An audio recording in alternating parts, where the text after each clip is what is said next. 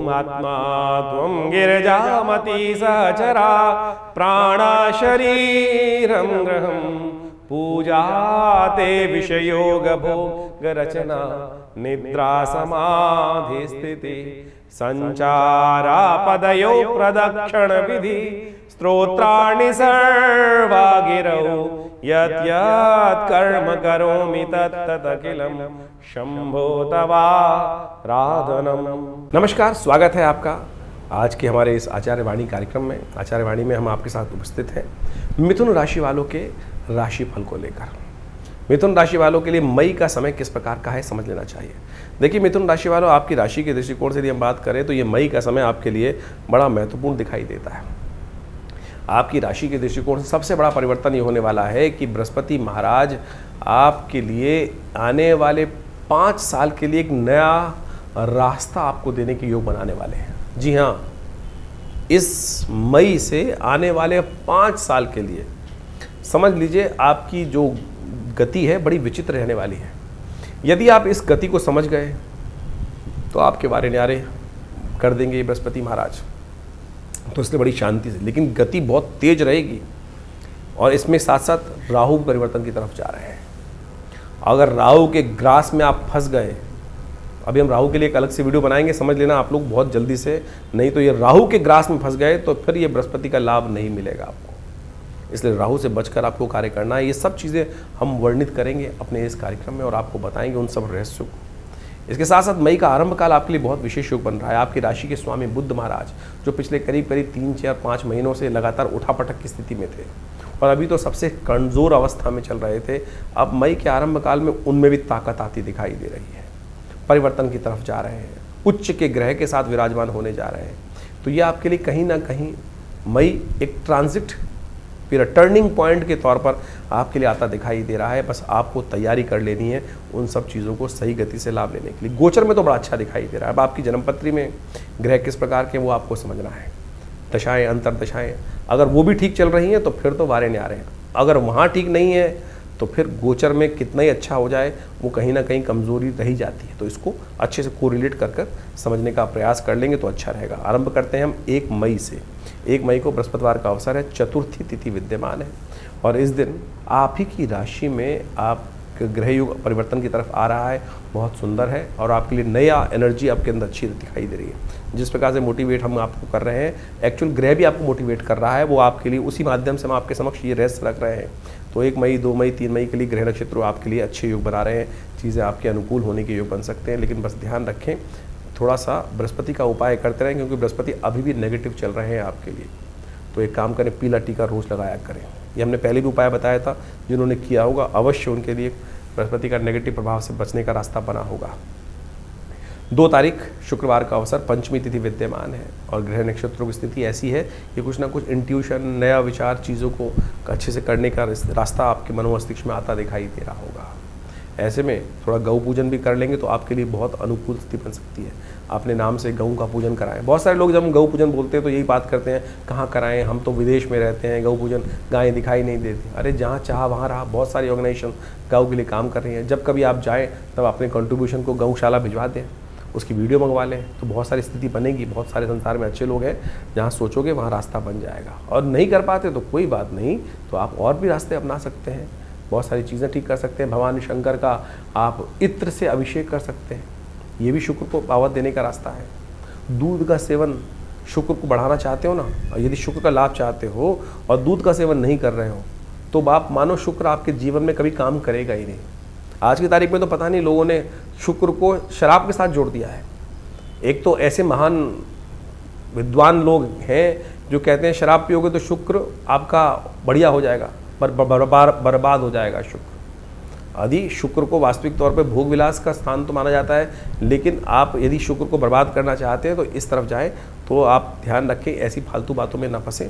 ज्योतिष का दृष्टिकोण कहीं इस प्रकार का नहीं है। 3 तारीख शनिवार का अवसर, षष्ठी तिथि विद्यमान है और ऐसे में ग्रह नक्षत्रों का योग परिवर्तन की तरफ जा रहा है आपके लिए। और ये परिवर्तन आपके लिए मंगल जो इन दिनों कमज़ोर अवस्था में चल रहे हैं आपकी राशि के दृष्टिकोण से, अगले महीने वो भी परिवर्तन की तरफ चले जाएंगे। और वो नए उत्साह का वर्धन करेंगे। लेकिन उससे पहले 2-3 दिन के लिए चंद्रमा और बृहस्पति जो मंगल की युति होने जा रही है, चंद्रमा अपने घर में जाकर उस कमज़ोर मंगल को भी नया एनर्जी दे सकते हैं, और जो आपके लिए फाइनेंशियल लेवल में थोड़ा अच्छा रास्ता बना सकता है, जो थोड़ा सा बचत का दायरा नहीं विजन हो रहा था उसके में भी नया प्रवोक दे सकता है। ऐसे में अच्छा रहेगा कि आप थोड़ा सा तो केले का प्रसाद वितरण करते हैं, चना का प्रसाद वितरण करते हैं, चने का दाल का वितरण करते हैं, ये आपके लिए बड़ा अच्छा अनुकूल रहेगा। लेकिन ध्यान रखिएगा, इस दिन विश्व के दृष्टिकोण से एक बड़ा भयावह योग बन रहा है कि प्लूटो ग्रह, जिसको यम कहा जाता है, मृत्यु का ग्रह माना जाता है, वो विशेष तौर पर वक्री होने जा रहा है। और ये आने वाले समय में उस बृहस्पति के साथ युक्ति बनाकर ऐसा योग बनाएगा कि जो विश्व में कहीं ना कहीं रक्त रंजित विस्फोटक योग, कहीं ना कहीं उठापटक वाला योग, कहीं ना कहीं विस्फोट करने वाला, युद्ध कराने वाला, प्राकृतिक आपदाओं को लाने के लिए योग बनाता दिखाई देगा। तो ऐसे में अतिचारी बृहस्पति और प्लूटो वक्री ये विश्व के लिए कहीं ना कहीं नेगेटिव दिखाई देता है। इस दिन शनिवार है और साथ साथ गंगा सप्तमी है।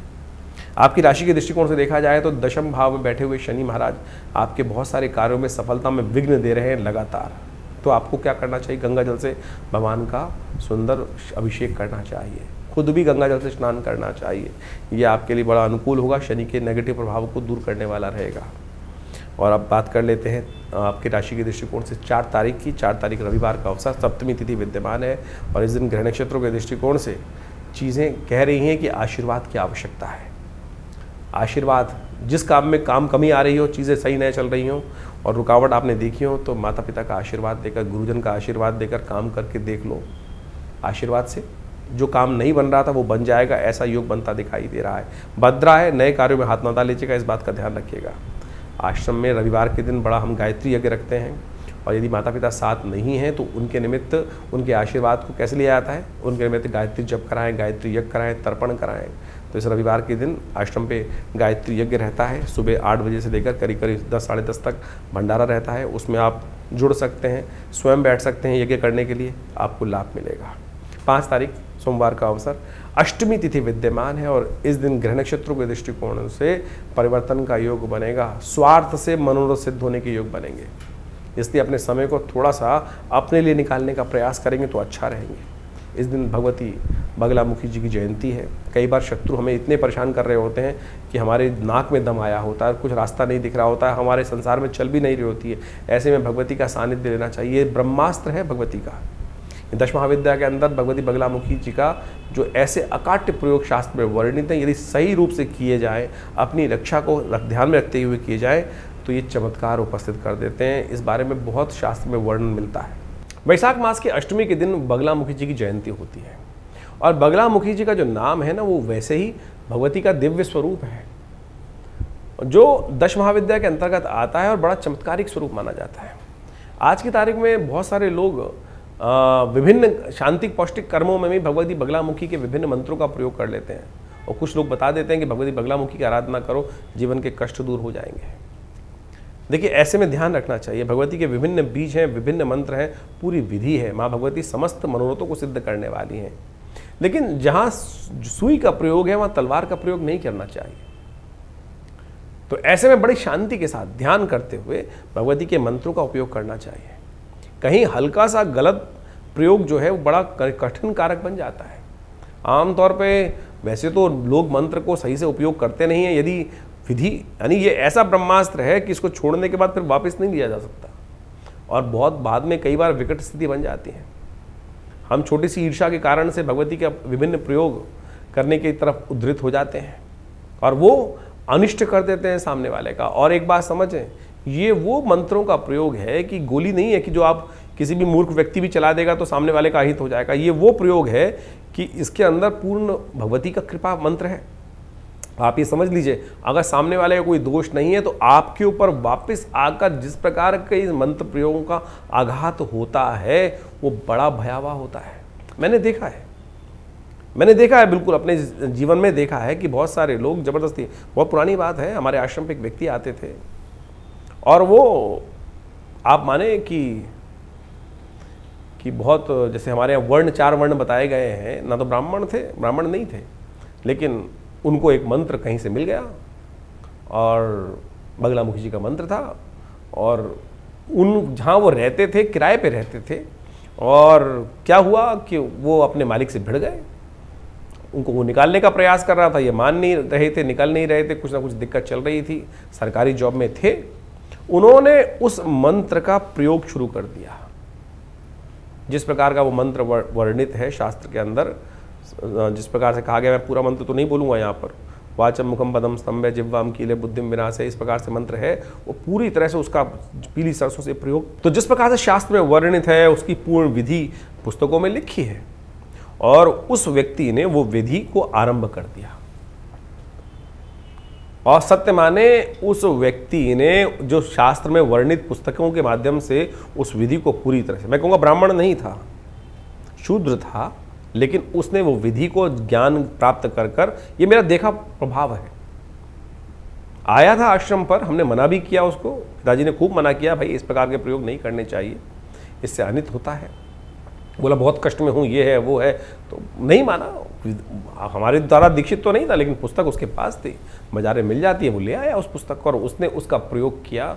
और सत्य माने उस सामने वाले व्यक्ति के घर के 3 लोग का उसने अहित कर दिया, अहित कर दिया। 3 लोगों का अहित उसी वक्त उस प्रयोग से हुआ। लेकिन बाद में उस व्यक्ति के पूरे परिवार का, स्वयं का जो हाल हुआ वो बहुत भयावह था। तो ऐसे में बड़ी सावधानी के साथ आपको ध्यान रखना चाहिए। आज की तारीख में एक जनरल ट्रेंड बन गया है कि संतान नहीं है, बगलामुखी का प्रयोग करा लो। घर में अशांति चल रही है, कुछ कष्ट ठीक नहीं हो रहा है, बगलामुखी का प्रयोग करा लो। हमारे पास आश्रम पर नित्यप्रति कॉल आते हैं कि हमें बगलामुखी का प्रयोग कराना है, ये करना है, वो करना है। और तो और बड़ी विचित्र स्थिति है। मैं आपको बाल्यकाल की एक व्यवस्था बताऊं कि लोग इस प्रकार के योग बनाते हैं कि एक जो वो स्थिति बताने की नहीं है, लेकिन बड़ा विचित्र स्थिति है। एक पंडित जी थे, वो अनुष्ठान के लिए जा रहे थे और अनुष्ठान करने के लिए बोले एक बड़ा घड़ा लाओ, बड़ा टब लाओ, और जो अनुष्ठान जब करेंगे वो पानी के अंदर खड़ा होकर करेंगे। यानी यजमानों को किस प्रकार से मूर्ख बनाने के लिए स्थिति बनती है। बहुत, मैं कहूँगा पंडित नहीं है ऐसे लोग कलाकार हैं। और उन्होंने जितने पंडित इकट्ठे किए, 5 पंडित 6 पंडित, उन सबको खड़ा किया उन पतीलों के अंदर पानी भरकर, जैसे बगला। अरे क्या स्थिति, बगलामुखी बगला जो होता है पानी में खड़ा होता है, और ऐसी स्थिति में हम जब करके दिखाएंगे। यजमान भी बड़े आज की तारीख में धुरंधर होते हैं, उन्होंने भी पंडित जी से कहा, पंडित जी बड़े स्थिति में, ऐसी स्थिति बची हुई है। तो क्या क्या स्थिति आज लोक में है, ये व्यंग का शब्द नहीं है, ये बहुत ही ब्रह्मास्त्र है। बगलामुखी का जो प्रयोग, अभी छिन्नमस्तिका देवी का इसी के पास जयंती आएगी, तो उन सब के प्रयोग शास्त्र में जो वर्णित है वो अद्भुत कार्य करते हैं। जहाँ आपके केस चल रहे हैं, कष्ट चल रहे हैं, जीवन में बहुत ही भयावह स्थिति हो चुकी, सामने वाले ने बहुत, तब तो कोई रेयरेस्ट ऑफ रेयरेस्ट कार्यों में करने का शास्त्र में वर्णित है, लेकिन बहुत कंट्रोल्ड लेवल में करने का प्रयास करना चाहिए। और उसको यदि बहुत सावधानी के साथ किया जाए, तब वो चीज़ें आपके लिए, अपनी सुरक्षा पहले, हर मंत्र का प्रयोग स्वयं कवच के साथ, कवच विभिन्न प्रकार के उनके प्रयोग, शापोद्धार इत्यादि हर चीज़ में वर्णित है, पूरी विधि शास्त्र में वर्णित है। यदि आपने उनमें से एक विधि भी छोड़ दी तो वो आपके ऊपर वापस जब प्रयोग आएगा आप उसकी रक्षा नहीं कर पाओगे। तो ऐसे में मेरा आप सबसे अनुरोध है कि बहुत शांति के साथ, गुरु के सानिध्य में रहते हुए इन समस्त प्रयोगों को करने का प्रयास करें। बहुत सारे लोग तथाकथित तौर पर बरगलाने का प्रयास करते हैं, तो उन सबसे बचते हुए कार्य करने की ज़रूरत है। तो ऐसे विधान शास्त्र में जो वर्णित चमत्कार के रूप में है, और आप समझें कि हमारे स्वयं भी बहुत बड़ा आश्रम चलाते हैं हम, बहुत सारे जीवन में कष्ट भी आए, और कभी ऐसी आवश्यकता पड़ी तो जहाँ बहुत क्लिष्टता समय था, बगलामुखी के प्रयोगों को उपयोग करके देखा गया, महाकाली के प्रयोगों को उपयोग करके देखा गया, स्वयं के लिए उपयोग करके देखा गया, चमत्कार उपस्थित कर देता है। ऐसे समस्याओं को दूर कर देता है जैसे गधे के सिर पे से सींग। पता नहीं कब वो समस्याएं चली जाएं, कैसे ठीक हो जाएं, और हमने वो बिल्कुल जिस स्थिति को समझ के देखा है।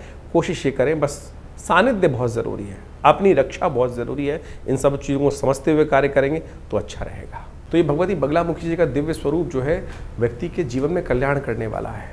वैसे तो बहुत सारे प्रयोग हैं, लेकिन हमारे अनुसार से बड़ा सात्विक प्रयोग है एक उनका, कि उनके सिद्ध यंत्र को अपने घर में स्थापित करें।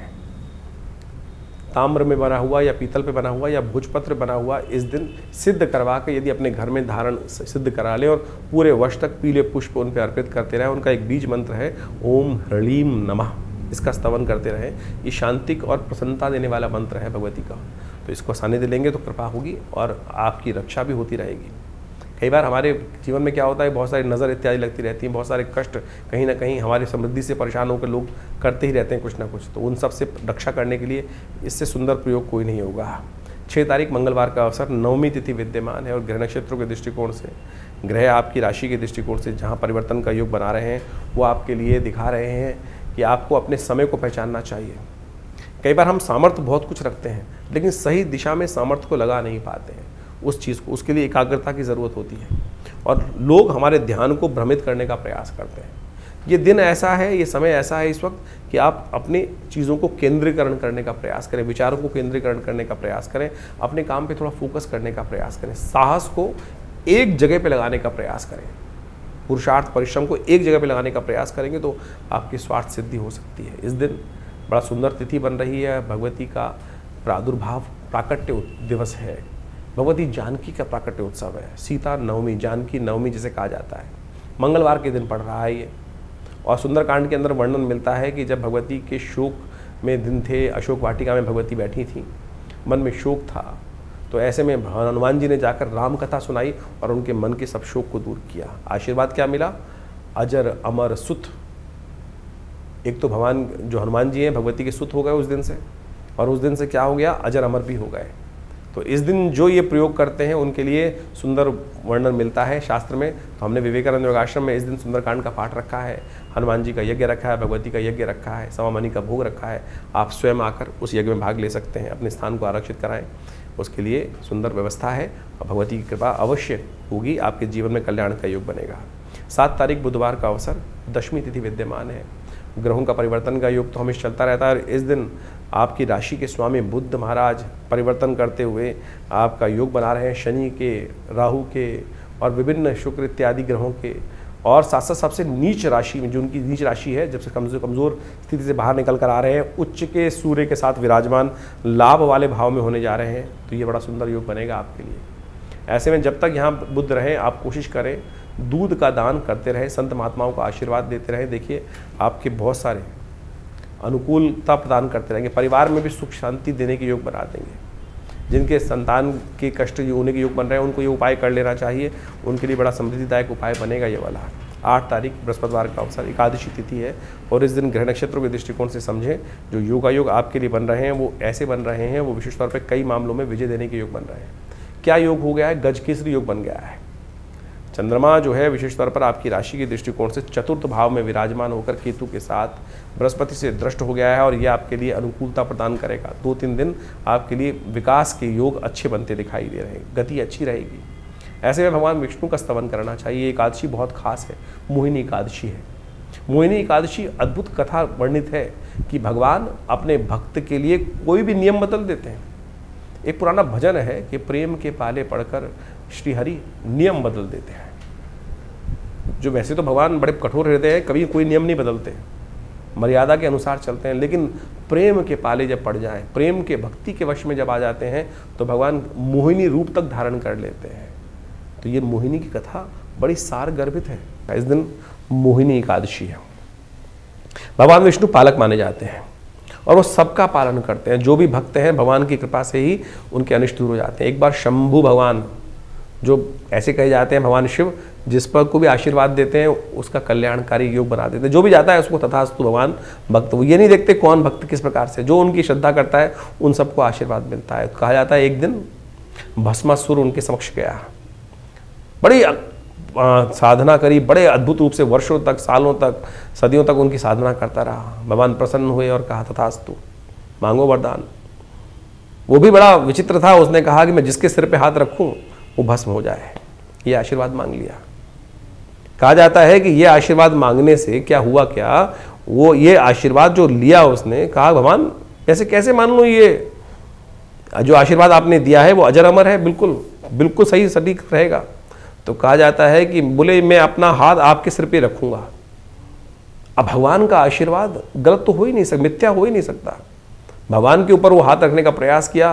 कहा जाता है भगवान आगे आगे और भस्मासुर उनके पीछे पीछे। और ऐसे में भगवान ने मोहिनी अवतार धारण किया, भगवान विष्णु ने मोहिनी अवतार धारण किया। और ये मोहिनी अवतार धारण करने के बाद जब वो उस भस्मासुर के समक्ष भगवान शिव, कहा जाता है उसमें कपूर आग के फूल के अंदर में जाकर जो स्थान ग्रहण किया था, उन्होंने वहाँ जाकर विभिन्न बहुत कथाएं बहुत विचित्र हैं, लेकिन मोहिनी अवतार में भगवान ने स्वयं रूप में उपस्थित होकर प्रेम के वश में, भगवान प्रेम के वश में जब आते हैं ना तो नियम बदल देते हैं सब कुछ। तो भगवान ने भगवान शंभु के प्रेम में उस मोहिनी अवतार को धारण किया, क्योंकि भक्त है शिव जो हैं वो भगवान हरि के भक्त हैं और हरि जो हैं वो शिव के भक्त हैं। तो इसी प्रेम के वश में आकर भगवान ने मोहिनी धारण करते हैं और भस्मासुर को नृत्य करके मोहित कर लेते हैं अपने स्वरूप से। और कहा जाता है कि जैसे भगवान नृत्य करते हैं और भस्मासुर भी नृत्य करता है, भगवान अपना सिर अपने हाथ पे ले जाते हैं और भस्मासुर भी उस सिर को, अपने आशीर्वाद जो भगवान शिव से प्राप्त था उसी हाथ को अपने सिर पर ले जाता है और भस्म स्वयं हो जाता है। तो ये बहुत सुंदर तिथि है, भगवान के उस स्वरूप का वर्णन मिलता है। तो इस दिन सुंदर रूप से भगवान को प्रेम के वश में मोहने का हमको भी प्रयास करना चाहिए। उनका स्नान कराएं, उन पर तुलसी दल डालें, उनको सुंदर रूप से सहस्रसी ये जो पुरुष सूक्त है उसके द्वारा उनका पूजन करें, पुरुष सूक्त के द्वारा पूजन करें, ओम नमो भगवते वासुदेवाय मंत्र जप करें, उससे बड़ा कल्याणकारी योग बनेगा और भगवान का पंचामृत ग्रहण करें, आपके मनोरथ सिद्ध होने के योग बनेंगे। तो मिथुन राशि वालों, आपने सुंदर रूप से मोहिनी अवतार की कथा सुनी समझी और ऐसे में कोशिश करें भगवान का सुंदर पूजन करें, भगवान का चरणामृत ग्रहण करें। अकाल मृत्यु हरणम सर्वव्याधि विनाशनम, कहा जाता है विष्णु पादोत्कम पित्वा पुनर्जन्म विद्यते। तो 9 ग्रह शास्त्र बताए गए हैं और वो जब अनुकूल ना चल रहे हो, आपने लाख प्रयास कर लिया हो, तब 10वें ग्रह का अनुसरण करना चाहिए। 10वां ग्रह क्या है? भगवान का अनुग्रह। और जो 10वां ग्रह का पालन कर लेते हैं, 9 ग्रह उनका कुछ नहीं करते हैं। तो भगवान का अनुग्रह प्राप्त करें, भगवान आपके आगे आगे चलेंगे और जहां आपके कष्ट करने के लिए कुछ देने के लिए कोई योग बनाएगा तो उनके समस्त कष्ट निवारण करने के लिए भगवान स्वयं मोहिनी रूप धारण कर कैसे ही रास्ता बनाएंगे। आप इस सिद्धांत को समझ लें तो अच्छा रहेगा। 9 तारीख बात कर लेते हैं विशेष तौर पर मिथुन राशि वालों के लिए कैसा रहेगा। शुक्रवार का दिन, द्वादशी तिथि है। जैसा हमने कहा गज के स्त्री योग तो आपके लिए 2-3 दिन बना ही हुआ है। ये चीज़ें आपके लाभ देने के योग हैं, लेकिन थोड़ा खर्चा भी हो सकता है, तो बैलेंस करते हुए चलें, खर्चों को कंट्रोल करें, चीज़ें लाभ की तरफ जाती दिखाई देंगी आपकी राशि के दृष्टिकोण से। इस दिन शुक्र प्रदोष है, हो सके तो सांसारिक आकांक्षाओं को पूर्ण करने के लिए सुख वाले भाव में ही चंद्रमा बैठे हुए हैं केतु के साथ, लेकिन शनि उन पर दृष्टि डाल रहे हैं। तो ऐसे में शाम के समय शुक्र प्रदोष के दिन क्या करना चाहिए? जब सूर्यास्त हो जाए तब नर्मदेश्वर भगवान शिवलिंग, जो शिवलिंग का स्वरूप है, उनका दही के द्वारा अभिषेक करना चाहिए, इत्र के द्वारा अभिषेक करना चाहिए। इससे सांसारिक मनोकामनाओं की सिद्धि का योग बनता है। 10 तारीख शनिवार का अवसर, त्रयोदशी तिथि है। ग्रह नक्षत्र के दृष्टिकोण से, आपकी राशि के दृष्टिकोण से समय अनुकूल दिखाई दे रहा है। मेहनत करें तो उसके लिए लाभ के रास्ते अवश्य खुलते दिखाई देंगे। इस दिन यदि शत्रु पक्ष परेशान कर रहा हो, क्योंकि सफलता में शनि महाराज बैठे हुए हैं, सफलता देने नहीं दे रहे हैं और ये वर्ष पूरे 2 साल तक ऐसा योग चलना है, तो ऐसे में भगवती छिन्नमस्तिका का ध्यान करना चाहिए। समस्त कष्टों को निवारण करने के लिए, जैसे भगवती बगलामुखी का स्वरूप है, इस वैशाख मास के त्रयोदशी के दिन छिन्नमस्तिका भगवती की जयंती मानी जाती है। और ये तंत्र के दृष्टिकोण से ऐसा अद्भुत प्रयोग है कि जब सब प्रयोग निष्फल हो जाएं, तब इनका सानिध्य लेने से बड़ी से बड़ी विपदा दूर होने का योग बन जाता है। तो ये मई के आरंभ काल के ग्रहों की गणना आपने समझी, तो ये समझ लीजिए मई का जो समय बहुत विशेष योग लेकर आ रहा है। मई का ये योग विशेष तौर पर देखिए, कई ग्रहों का परिवर्तन की स्थिति, जैसे हमने आपको कहा, ये परिवर्तन की स्थिति बहुत विशेष है। वैशाख का महीना चल रहा है और वैशाख के महीने के अंतिम समय में शुक्ल पक्ष का जब दौर चले तो उस समय में कई प्रकार के शुभ योग बने। और एक समझ लेना चाहिए आपको कि आमतौर पर आजकल ज्योतिष के अंदर विशेष तौर पर यह बात हो गई है कि हम ग्रहों का निवारण किस प्रकार से करें, और हम जो उपाय बताते हैं ना, वो वैदिक पुराणिक मत से बताने का प्रयास करते हैं। बहुत सारे लोग तथाकथित तौर पर टोटकों में फंस जाते हैं, लेकिन भारतीय संस्कृति में भारत को समझने के लिए वेद, उपनिषद, ये सब जो पुराण इत्यादि मत हैं, जो कथाओं के माध्यम से हमारे साथ जुड़े हुए हैं, एक तो हमारा इतिहास भी है और साथ साथ हमारे कष्टों के निवारण करने का वास्तविक सिद्धांत भी है। पंचांग के अंदर कई लोग अध्यात्म को बिल्कुल ही भूलने का प्रयास कर रहे हैं और कई लोग इस प्रकार से समझते ही नहीं है कि बहुत ज्योतिष भाई वेद का अंग है, ज्योतिष को अध्यात्म से हटकर देखा ही नहीं जा सकता है। अध्यात्म से हटके समझने का प्रयास करेंगे तो ग्रह गणना को विशेष तौर पर ना तो उसकी वास्तविकता आप समझ सकते हैं, वो तो मैथमेटिक्स कैलकुलेशन के रूप में आप उसको केवल गणनाओं के तौर पर समझ सकते हैं, लेकिन निवारण, कष्ट का निवारण जो है वो इतिहास में दर्ज है। पुराण, उपनिषद, वेद, ये सारा का सारा भारतीय संस्कृति का ऐसा एक सार गर्भित ग्रंथ है कि जिससे हमको जीवन जीने की कला भी समझ में आती है। और ये वैशाख का महीना चल रहा है जिसे भगवान ने अपना नाम दिया है। कार्तिक से भी बढ़िया कोई मास हो सकता है जिसमें सुंदर योग बनते हैं, चाहे वो विशेष तौर पर आप समझे जिसमें आज हमने आपको समय कालांतर में बताने का प्रयास किया। अक्षय तृतीया वैशाख के महीने में आती है और साथ साथ विभिन्न प्रकार की जयंती आती हैं, बगलामुखी जयंती आती है। जीवन में कष्ट चल रहा हो, कैसे निवारण करेंगे? अगर एक पुराने हमारे कवि साहब ने लिखा, क्षमा शोभती उस भुजंग को जिसके पास गरल हो। अभी भारत के ऊपर इतनी भयावह स्थिति बनी, कुछ लोगों ने भारत के सम्मान को तार तार करने का प्रयास किया। यदि हम पे शक्ति नहीं होगी जैसे, तो हम कैसे, कोई भी आके थप्पड़ मार के चला जाएगा, और यदि शक्ति होगी तो उसका प्रत्युत्तर देकर अपने सम्मान को पुनः स्थापित करने का कार्य किया सकते हैं। बगलामुखी, छिन्नमस्तका इत्यादि की जयंती इस वैशाख के महीने में आती है। ये शक्तियों का इसीलिए शास्त्र में वर्णन है कि भाई जीवन में कष्टों का निवारण करने के लिए जो आपके पास शक्तियां हैं, ब्रह्मास्त्र हैं, उनका उपयोग किया जाना चाहिए। नहीं तो कोई भी आपके जीवन में कष्ट यदि आ रहा है तो ऐसा तो नहीं। हमारे ऋषि मुनियों की अद्भुत खोज है, बगलामुखी जी के ऐसे अकाट्य प्रयोग हैं कि जब, वैसे तो उनका प्रयोग निषेध है शास्त्र के अंदर, लेकिन जिस प्रकार से वो शब्द जो मंत्र इत्यादि हैं, ओम ह्रीं बगलामुखी सर्वदुष्टानम वाचम मुखम पदम स्तंभे जिह्वाम कीले बुद्धिम विनाशे ह्रीं ओम, जिस प्रकार से उनका उपयोग है अद्भुत है, अद्भुत। यानी यदि शास्त्र में जैसा हमने कहा कि उनका उपयोग ये साधारण तौर पर निषेध माना गया है, लेकिन जब सर से पानी ऊपर चला जाए और आपने कोई अपराध नहीं किया है, सामने वाला आपको खत्म करने के कगार पे है, तब इन ब्रह्मास्त्रों का प्रयोग शास्त्र में वर्णित किया गया है। और आदिकाल में लोगों ने, हजारों लाखों लोगों ने इसका उपयोग करके अपने कष्टों को दूर करने का रास्ता बनाया है। इसी प्रकार से छिन्नमस्तिका देवी की जयंती इसमें आए, नरसिंह भगवान की जयंती इसमें आ रही है, और तो और अनेक प्रकार के सुंदर योग इस वैशाख के महीने में बनाए हैं। और सुंदरतम प्रभाव ऐसा बताया गया है कि केवल जल का दान ही समस्त कष्टों से निवारण का योग बना देता है। वो सब हमने आपके समक्ष रखने का प्रयास किया। ज्योतिष को कई लोगों ने केवल नग बेचने का धंधा और कुछ ना कुछ और बदतमीजी, और बहुत सारे आज की तारीख में लोग, पता नहीं ज्योतिष को कहीं कोई रिलेशन नहीं है। एक तो महानुभाव हम अभी समझ में आ रहा है, लोग हमसे आगे पूछते हैं कि बहुत सारे ज्योतिषी कहते हैं कि सुरा पान करना भी ग्रहों को शक्ति देता है। अरे मूर्खता की पराकाष्ठा है।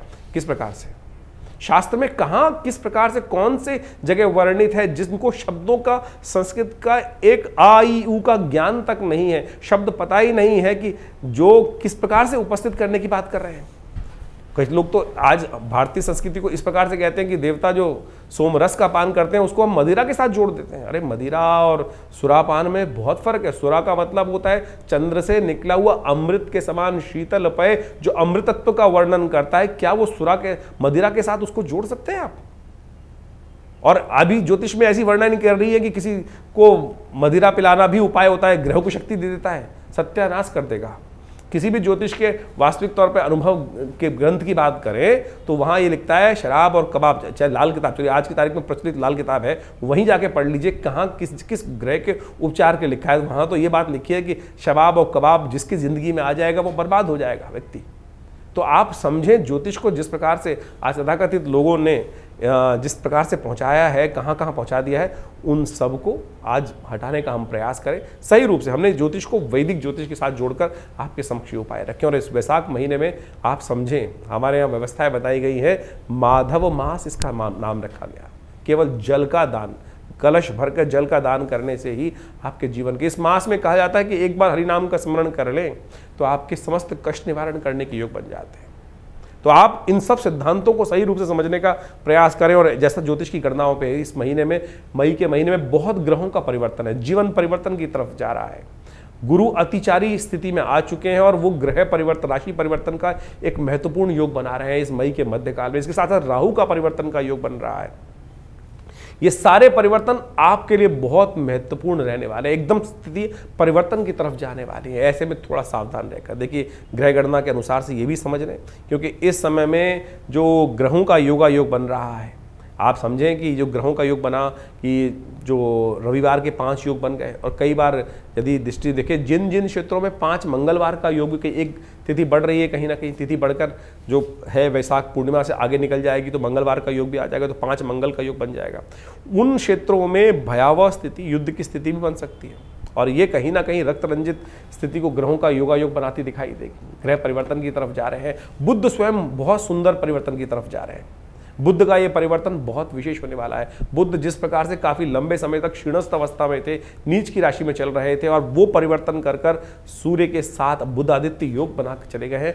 ये सब का सब आपकी राशि में बहुत महत्वपूर्ण योग परिवर्तन की तरफ ले जाता दिखाई दे रहा है। लेकिन यहाँ एक बात और समझने की आवश्यकता है, हम ज्योतिष के यहाँ विषय जो उपस्थित रखते हैं वो गोचर के साथ रखते हैं। गोचर का यानी गोचर का मतलब समझ लें कि present situation of the planets. गोचर में जो आज आकाशीय मंडल में ग्रहों की स्थिति है वो क्या, कौन सी राशि में किस प्रकार का परिवर्तन बना रही है। लेकिन आपका जन्म एक विशेष समय पर हुआ है, उससे आपकी जन्मपत्री बनी, उससे आपके नक्षत्र की कैलकुलेशन से दशाएं निकाली गई, दशाएं, अंतर दशाएं, ग्रहों की इंटरनल स्थिति, उन सबको कोरिलेट करने की आवश्यकता है। अगर विंशोत्तरी दशा, अंतर दशा, प्रत्यंतर दशा के अनुसार से आपका समय अच्छा चल रहा है और गोचर में भी वही ग्रहों का योगायोग बन जाए तो वारे न्यारे हैं। और बाई चांस यदि विंशोत्तरी में अच्छा नहीं चल रहा है, गोचर में अच्छा चल रहा है, या गोचर में अच्छा नहीं चल रहा है, विंशोत्तरी में अच्छा चल रहा है, तो उसका इंप्रेशन अलग हो जाएगा। तो इसलिए जन्मपत्री इत्यादि को बहुत अच्छे से गोचर के दृष्टिकोण से तो समझ में आती है चीज़ें। कई बार बहुत सारे लोगों के प्रश्न आते हैं, बोलते हैं कि आपकी राशि के दृष्टिकोण से हमने जो योग बन रहा है वो बहुत अच्छा बता रहे हैं, लेकिन हमारे जीवन में घटित नहीं हो रहा है। कारण क्या है? कारण होगा आप हमारे अपने इंडिविजुअल चार्ट के अंदर कोई ना कोई ऐसी ग्रह स्थिति बैठी हुई है कि जिसका हमको ज्ञान नहीं हो पा रहा है। और जो वहाँ अगर किसी व्यक्ति की कुंडली में दरिद्र योग बना हुआ है, केमुद्रम योग बना हुआ है, आपकी कुंडली में 100 राजयोग है और एक के मुद्रम योग, चंद्रमा बिल्कुल अकेला है, कोई शुभ ग्रह से दृष्ट नहीं है और आसपास उसके 2-2 भाव तक कोई ग्रह नहीं बैठा है, तो फिर दरिद्र योग हो गया है। और 100 राजयोगों को अकेला वो केमुद्रम योग खत्म कर सकता है।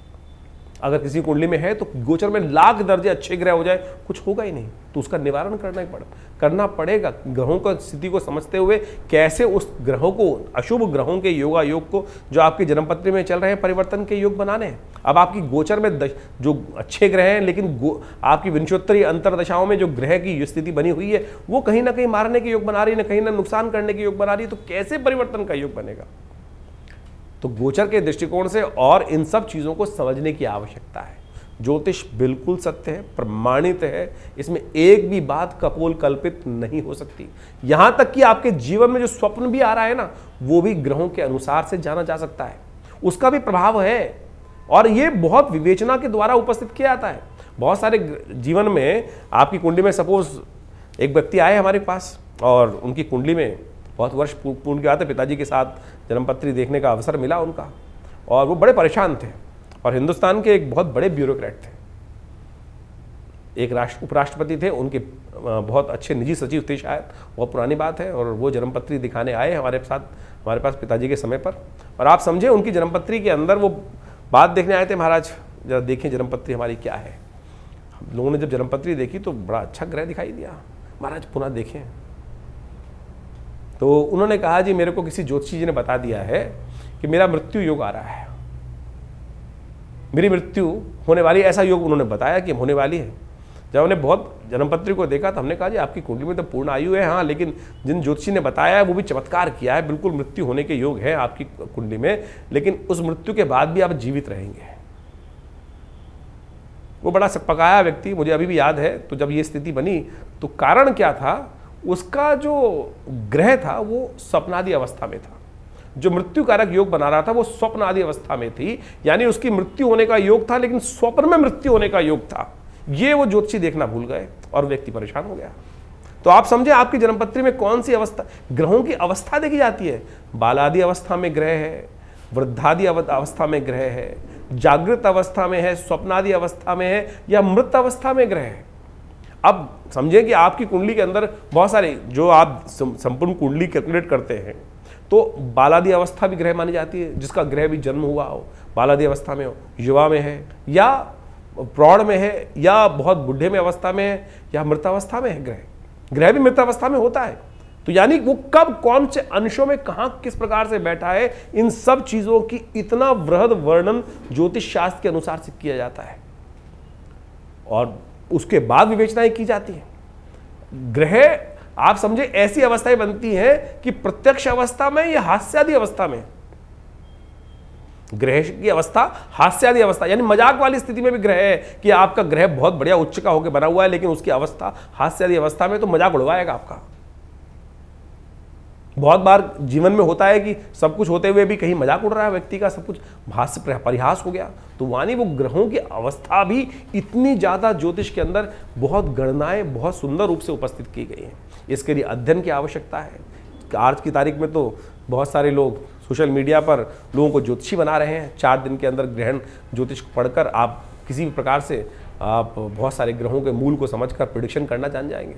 नीम हकीम खतराए जान, एक पुरानी कहावत है, नीम हकीम खतराए जान। आप किसी कुंडली में, जैसे मैंने ये आपको एक कहानी उपस्थित करी, कहानी नहीं है सत्य कथा है, वो व्यक्ति सोची क्या स्थिति रही होगी कि उसके मनोमस्तिष्क पे क्या स्थिति होगी कि वो व्यक्ति सोच रहा है कि मेरी मृत्यु होने वाली है।